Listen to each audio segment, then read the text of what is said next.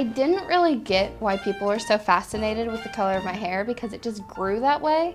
But then when I got older, fewer and fewer people around me had red hair and my mom's hair turned blonde. And then I started to get that it wasn't a very common thing to see. The earliest I can remember is about 4 or 5 people would start coming up to me. Usually they had hair dyed like lobster red when they talked to me, where they just come up to me and like, oh my God, girl, your hair is gorgeous, Bill, which is usually her husband. Come over here and look at this girl's hair.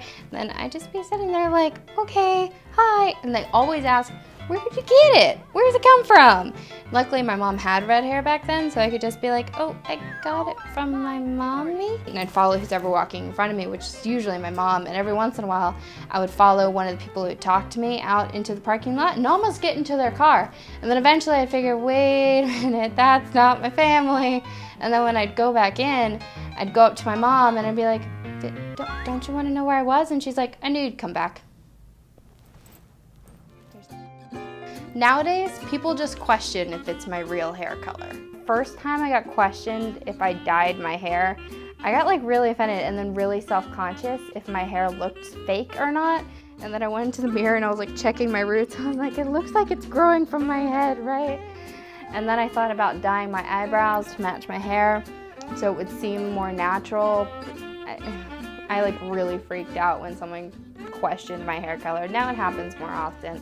It's nice to have something that makes you stand out, and I don't think people understand that growing up ginger is different because you do have these circumstances that people put you in when you're like really little and just trying to follow behind your mom, and all of a sudden people just start talking to you. It's a very odd thing to go through because people are always like, don't talk to strangers, you know, just stay away from people you don't know, because other gingers know what it's like to grow up with just random giant people talking to you all the time when you're just minding your own business and you're like really, really little and don't know how to handle the situation when like every day your dad's like, you're gonna get kidnapped if you keep talking to strangers.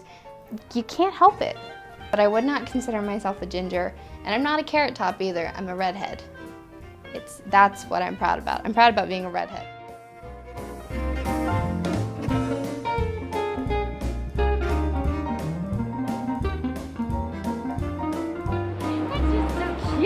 Yes, you are. Yes, you are.